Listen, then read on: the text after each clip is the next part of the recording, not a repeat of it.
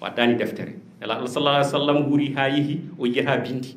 ndeke wona deftere o wiya yo janggu sa ƴeewi maf'ulo arani ko jangete ko haalaka ne nanda noon e arabiya so tawi hunde haalaka firti ko hubtidinte ko jangude dendagal tagoje ɗe nelaɗo sallallahu alaihi wasallam o janganno ayeje Allah ko e tagoje he nde wonno ko ɗum o yamira ɗum woni o yencini ko wiyete alqur'ana ko qur'ana o ko jangde jangde nde noon ko artirde haqqillaji yimɓe e andude Allah e andude e sifaji Allah ko ɗum woni cimoje lesɗe fof ko ɗum ɗe kalata fodde yimɓe darinoɓe ko jiida e nden darde ko ɗum ɗe kalata li ilafi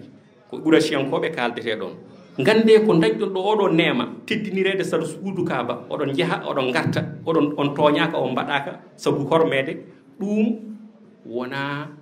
onon tan keɓi ɗum e jinnaɓe mon keɓruɗon ɗum ko Allah ndeke ko siftinde Allah nde simoje ɗe fof ko e ɗum ɗo yahata hande gueɗe kewɗe eɗen birto ɗum taw en ganda holko l'islam wi hen e holno l'islam wiiri hen enen jaggirɗen ɗum tan kono nanirɗen ɗum e télé ni kono keɗortoɗen ɗum ene jiiruɗen e YouTube walla ko nandi hen walla ko nandi hen kono noon wonno jofande alliyankore won toon nden eɗen jamiraji en janggo cimoje lesɗe fof sa teskima ko ɗum kala ɗum woni deftere nde so tawi neɗɗo wawi deññude haqqille muɗum rewindo ene walla no feewi jehen ɗum ko e lasliyeji jeeya lasli mbiɗen fannu gadan o ko lasli deftere ɗimmere nde ko hadiseje arba'in hadis ɗum noon ko deftere nde o fuli nden deftere noon kimmugol mum ko ɓuuri sellude e hadiseje saabu hadis ko fannu mo ganduɗa ene jogui no seggirta ha anda hunde nde no foti sellude so tawi ceerno Ablaye Athie ina wawi addande en defte ɗe fawane en ɗo deftere foof nde o haali kolliren ɗum ma moƴanno hadiseje ɓurɗe sellude e nder hadiseje he woni arba'ina hadis nden ɗon deftere so tawi en ɓenni naahoyen e fannu goɗɗo biyeteɗo fiqhu o ɗum kadi alhamdulillahi rabbil alamina ne yencina toon defte tati woni arrisala gadano e ɗimmo e lahdari e andu diine ma lahdari woni mawɓe anduɓe jiyaɓe Allah ɓe eɓe irri lahdari ene wawi teskede ko deftere tokosere limete ko e defte puɗɗorɗe kono ganden banglifiɗo o ko neɗɗo ko jiyaɗo Allah neɗɗo ne wona gando taw ko gando bindi kono ɓuuri mawnude ko gando Allah kanko ko neɗɗo alliyankoɓe yimɓeɓe foof ine kettinimo e on ɗon banggue lutti kadi to banggue jangde ko neɗɗo dowrowo par ce que to banggue usulul fiqhi omo wallifi toon Abdourahmane al Akhdari ɗum waɗi deftere nde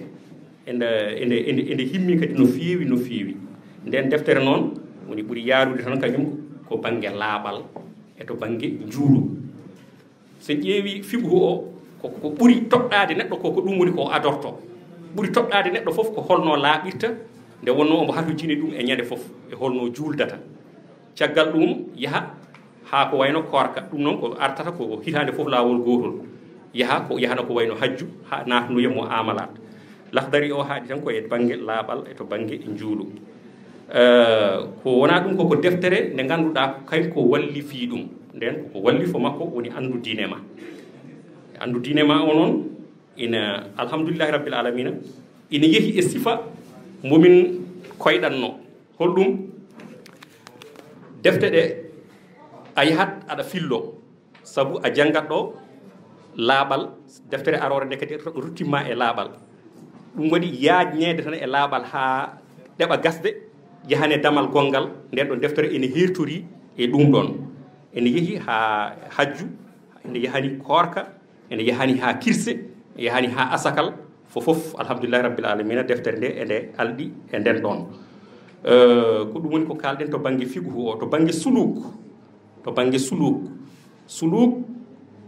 ko diine o yimɓe ɓe ngannduɗaa yaaɓe woni yimɓe alliyankooɓe jogii annoora waawde ferde laawol holno neɗɗo wuurdata e zamanu hannde o tawa ene hawri e Allah e nelaaɗo muɗum ɓe mbaɗa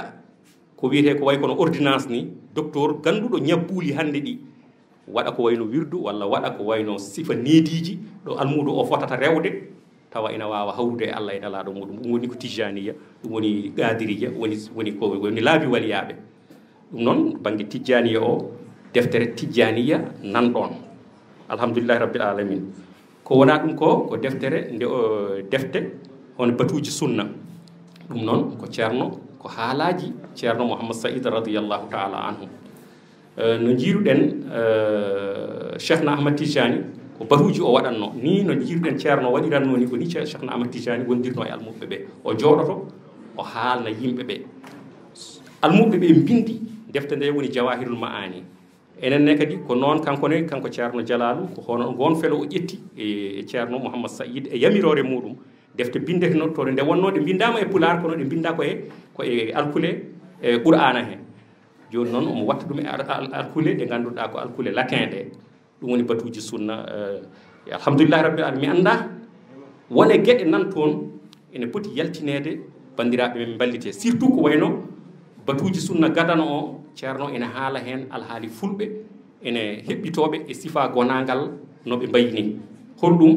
eggo e gooru ndu ceerno ene yaajini hen no feewi ina nodda ɓe yoɓe ndendat ɓe mbaɗa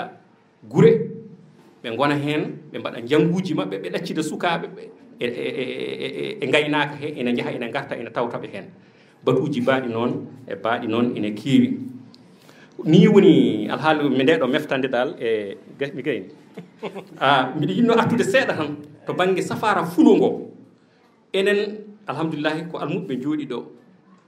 jangde no jangguirten ni eɗen gandi enen ken yimɓe abbotoɓe ko tawri mawɓe mumen eɗen jeehi hen ha e sifa e nokku en ɗeɓata jabde nattinde kesamago hay soko wallogu tawa tawde ko eɗen kuli ɗum ɗum waɗi gila mawɓe men adiɓe janggude ɓe no janguiranno ni ko noon tan janguirten ha joni ene walli noon wasani wallude sabu hande konnguɗi pular kewɗi majjuɗi hande e gurdam meɗen ina yiite e nder defte he ala ko waɗi ɗum noon so wona no janguinirnomi ni ko noon tan janguinirtumi ɗum ina walli on ɗon banggue kono banggue goɗɗo kadi hunde wasani was jogade kadi ɗum ɗo holɗum neɗɗo o no janguirta ni ko konngol fire sahaji so tawi neɗɗo o ɓurani yawde so yawani ɓoccitade e détailluji he tan a ɗeɓɓata ƴettude mana kalajo o ɗum waɗi fahmu o ina leela arde so wona neɗɗo o Allah wallamo tan o ɓooya hen o tabita hen ha o gaynoya kono no waɗi hewɓe jannguɓe ha gayni kono taw mahana o nde wonno no addirte ni wona haqqille foof ɓurata wawde yaltude e on ɗon détail ha ƴetta mana kalajo o fulo ngo noon ene safra ɗen ɗon caɗele sabu neɗɗo o omo andi ko haala ko omo andi no arabiya lelnata lelnirta haala mum omo andi no pular lelnirta haala muɗum ɗo noon ko golle mawɗe min gollidi hen mbiɗa andi ko golle mawɗe sabu aɗe gara e konnguɗi ɗi ganduɗa so tawi a wi ko ma telituɗa ha no yimɓeɓe pamirta ni wodat ko wodat e manaji he keddiɗi ɗi garani sa wi kadi a haalat no mana o lelori ni kadi towtat e tolno yimɓe o ɗo noon holno mbatta ɗo ko gymnastique ko mbiyata ko gymnastique mawɗo ha mbawa addude sifa ɗum ɗo ala kulli haalin ƴiye fiɓhuɗe ko ƴiye ɗe ganduɗa ko ceggaɗe ko yimɓe ɓe ganduɗa ko dow rowɓe tigi rigui bindi ɗum konngol fof eɓe joguino ɓe kaalirta ɗum ngol konngol ne nanni ma'anaji ina yaltini ma'anaji dañande noon konngol tengu rengu hawrugoy ɗum ko golle mawɗe ɗum waɗi mbiɗa andi ko mbiyata ko kala ganduɗo min mbiɗa jeeya e anduɓe hol tampere e hol effort hol tinnare nde o waɗi e ɗeɗo defte kanko ceerno meɗen ceerno Jalaluddin enen fofof eɗen ndendi eɗen jetti Allah ene laaɗo muɗum eltanɗo mo tottimbo oɗo himme rokkumbo oɗo soobe ha o wawi gaynude ɗum eɗen jettidi e makko Allah eɗen jettanamo Allah kadi mo yettani sababu yettata Allah eɗen jettamo hen no feewi iyeɗe no gardini ko mbiyata ko ne jogui ko wiyete contexte culturel ne jogui bertude to banggue